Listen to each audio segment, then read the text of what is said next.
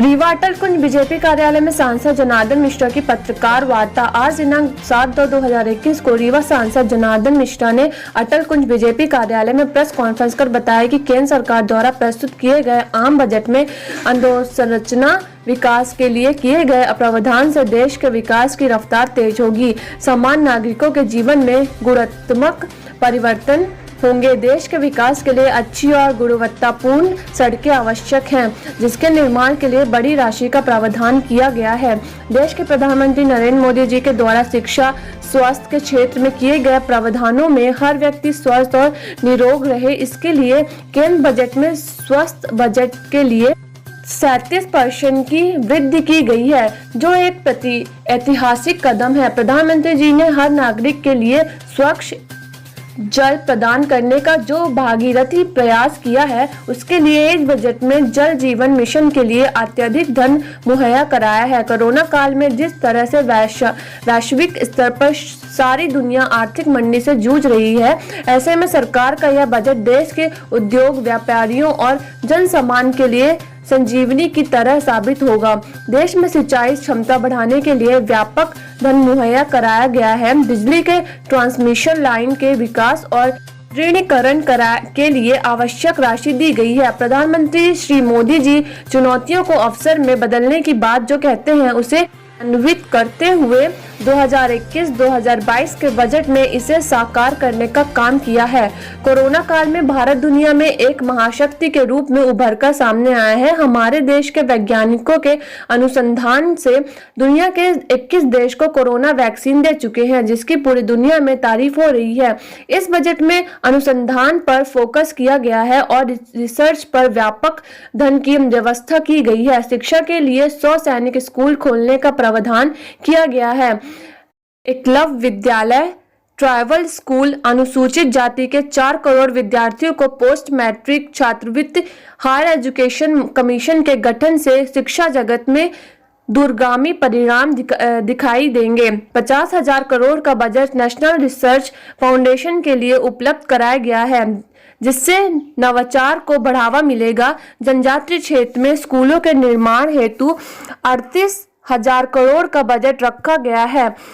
75 वर्ष से अधिक उम्र के लोगों को आयकर के रिटर्न में छूट देकर सरकार ने बुजुर्गों के प्रति सम्मान प्रदर्शित किया है। 2022 तक किसानों की आय दुगनी करने का संकल्प है। सरकार ने इस बजट में 2022 तक किसानों की आय दुगनी करने के अपने वादे के प्रति प्रतिबद्धता जताई है।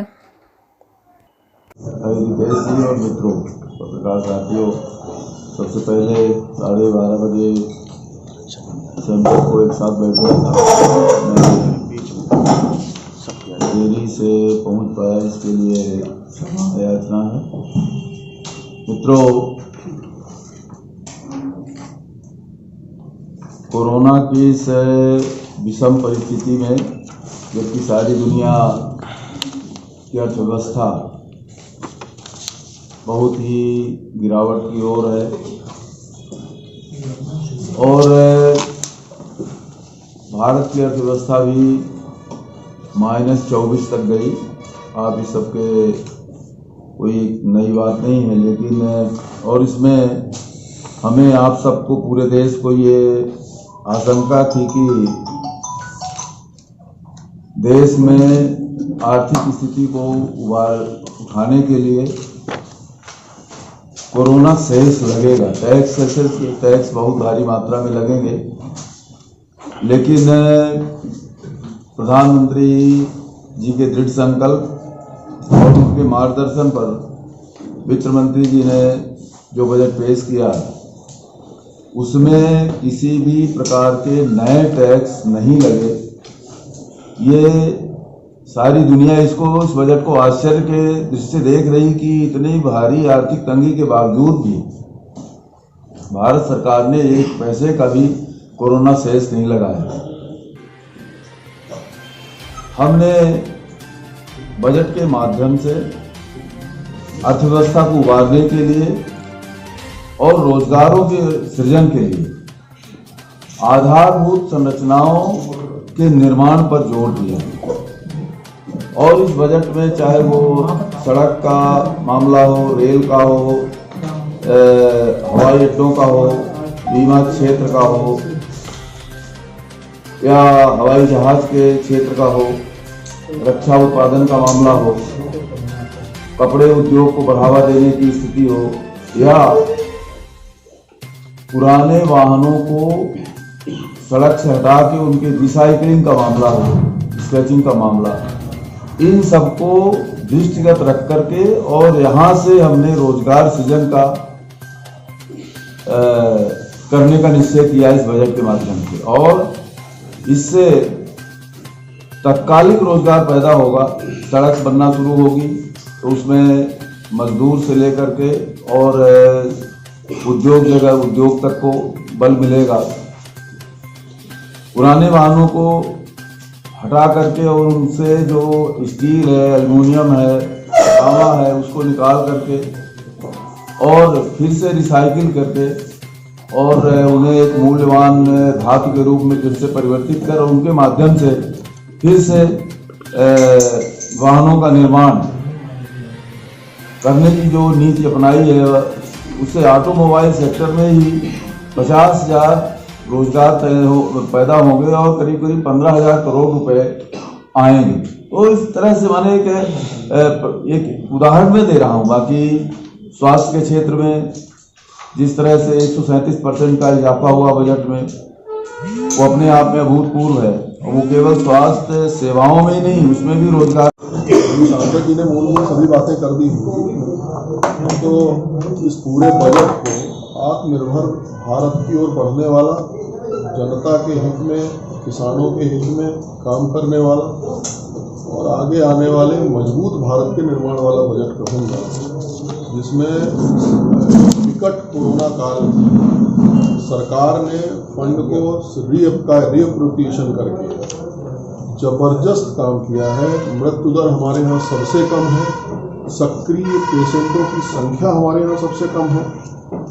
आप सोचिए, जिस देश में पुराने कार्यकाल में लोगों ने वेंटिलेटर और ऑक्सीजन तक की व्यवस्था नहीं की थी, वहाँ ज़्यादातर जगह हम पेशेंट्स को बचाने में सफल हुए हैं। आज कोरोना में यदि बहुत विलम्ब नहीं हो गया, शुरू में ही यदि कोरोना पकड़ में आ गया, तो हम ज़्यादातर मामलों में लोगों का जीवन बचाने में सफल हुए हैं, लोगों को खाद्यान्न देने में सफल हुए हैं। एक बहुत महत्वपूर्ण और महत्वाकांक्षी योजना खासकर प्रवासी मजदूरों के लिए इस बजट में आई है। एक कार्ड राशन के लिए, एक देश एक कार्ड की योजना। हमारे यहाँ के मजदूर बम्बई में रह रहे हैं, सूरत में रह रहे हैं, उनको गले की जरूरत होती है, उसके लिए एक देश और एक राशन कार्ड की जो व्यवस्था आई है, यह बहुत ही अनोखा प्रयास केंद्र की सरकार ने किया है। इंफ्रास्ट्रक्चर के सेक्टर में प्रमुखता रहने वाली है, बहुत सारे हेल्थ सेंटर खुलने वाले हैं। कोविड के लिए रिसर्च और अन्य चीज़ों पर भी ध्यान इस बजट में दिया गया है, 50,000 करोड़। और जहाँ तक किसानों की बात है, तो मैं देख रहा था 1,70,000 रुपये, 1,70,000 करोड़ के आसपास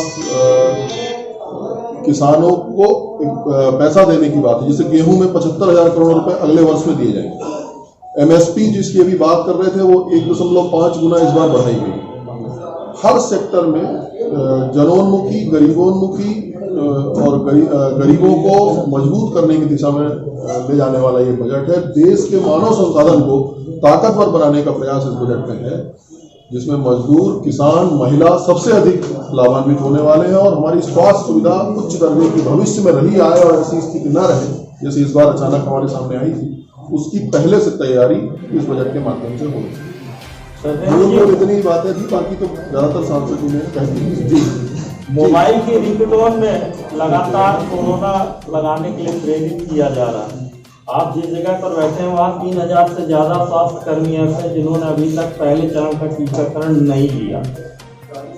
देखिए, कुछ भ्रम की स्थिति शुरू से ही अपने यहाँ हिंदुस्तान में एक समस्या है। कुछ भी अच्छा काम होता है तो कुछ लोग भ्रम भी फैला देते हैं, वो भ्रम फैला। लेकिन मैं आपको बता दूं, मैं बता दूं, नहीं, भ्रम हमारे बीच में से फैलता है कि टीका लगवा लोगे तो कोरोना हो जाएगा। मैं एक केस भी नहीं निकल के आया हिंदुस्तान में जिसमें टीका लगाने से कोई दिक्कत हुई है। हम बल्कि सफल हुए हैं, 22 देशों को हम अपने यहाँ का टीका देने में सफल हुए। ये हमारे आत्मनिर्भरता का जो आत्मनिर्भर भारत का और 100 देशों अतिरिक्त देशों ने हमसे डिमांड की है। 2 हमारे नए टीके बन रहे हैं, इतना सुरक्षित टीका वर्ल्ड में हमने बनाया। लेकिन कई बार लोगों को एक दूसरे को देखने के बाद लगता है कि जब दूसरे के साथ ठीक हो गया तो हमारे साथ भी ठीक होगा। आप चिंता मत करिए, सभी स्वास्थ्य कर्मी और हिंदुस्तान का हर नागरिक सुरक्षित रहेगा, स्वस्थ रहेगा। सुरेंद्र जी, यहाँ जितने भी मीडिया के लोग बैठे हैं, जी जी, यहाँ पे ये सब लोग फ्रंट लाइन पे रहते हैं। बिल्कुल सही है। तो सरकार से ये अपील की जाए कि जितने भी मीडिया कर्मी हैं ये फ्रंट लाइन पे आते तो इनको भी कम से कम टीका का व्यवस्था किया जाए। कोरोना योद्धा माना नहीं हमें, आप टीका की बात करें तो दुनिया को लगेगा आपको भी लग जाएगा। नहीं, जब लगेगा जब लगेगा। अभी टीका दे के लगवा लेंगे यार। ये देखिए क्या लगवा लेंगे। अभी नहीं, हम लोग भी आते हैं। कोरोना वॉरियर्स निश्चित रूप से हमारे पत्रकार साथी हैं। अपन को अपने पास जितना प्रोडक्शन है उसको अपन स्टेज में कर रहे हैं। पहले स्वास्थ्य कर्मी जो बिल्कुल फ्रंट लाइन पे हैं, पुलिस कर्मी, सरकारी कर्मचारी, फिर अब अगले फेज में सबको फेज्ड मैनर में हो रहा है। एकदम से घबराहट में, क्योंकि उसमें उसकी प्रक्रिया है, 45 दिन का कोर्स है, 3 बार का टीका लगना है, सबके रिकॉर्ड रखने हैं। तो एक व्यवस्थित तरीके से हम उसको करेंगे और स्वस्थ भारत रहेगा, इसका विश्वास मुझे मोदी बात नहीं। अभी बजट में एम्स अस्पताल खोलने का भी, कई एम्स अस्पताल खोलने जाने। विंध्य प्रदेश में एम्स अस्पताल की क्या सौगात मिलेगी? अभी केवल भोपाल है, सबको भाग के जाना पड़ता है। देखिए आगे पीछे तो होगा, लेकिन अभी प्रदेशों में ही अभी खुलना शुरू हुआ है। पिछली सरकारों ने तो केवल एक दिल्ली में खोल के रखी थी। हमारी सरकार आने के बाद हमने उसको एम्स जैसी संस्थान को पूरे देश में फैलाने का मन बनाया और आगे आने वाले समय में सुपर स्पेशलिटी हमारे पास है। लेकिन हमको नागपुर और भोपाल जाना नहीं, देखिए अपने यहाँ भी सुपर स्पेशलिटी है और धीरे धीरे बड़े संस्थान भी जो है वो व्यापक स्तर पर लोगों की पहुंच में आए। मुंबई ट्रेन की मांग सिर्फ और सिर्फ इसलिए है कि यहाँ के मरीज वहाँ चले जाएं इलाज कराने के लिए। सुपर स्पेशलिटी बनने से नागपुर जाने वाले रोगियों की संख्या घटी है। हार्ट के मरीजों को कमी आई है और इसको भी और मजबूत करेंगे। हमारा इंफ्रास्ट्रक्चर छोटी जगहों का जितना अच्छा होता जाएगा उसमें अभी ये छोटी बात नहीं है कि रीवा जैसे शहर में सुपर स्पेशलिटी हो। और हम आपको अभी कमलनाथ की सरकार थी तो मुझे बड़ा दुख है कि यहाँ का बहुत सारा पैसा छिंदवाड़ा लेके चले गए। अब हम फिर से उसको गति देंगे। यहाँ पर जो यहाँ का पूरा पैसा सुपर स्पेशलिटी का बहुत सारा वो छिंदवाड़ा लेके चले। नहीं, सौभाग्य है कि ढांचा हो गया, लेकिन देखिए इसका, अरे मैं आपको बताऊं, नहीं होगा। 120 करोड़ रुपए तो दे दिया, 14 करोड़ पेंडिंग था। जब भगे जा रहे थे तो हमें उसका उद्घाटन नहीं। आप भाई रिकॉर्ड में का वो पूरा किया है।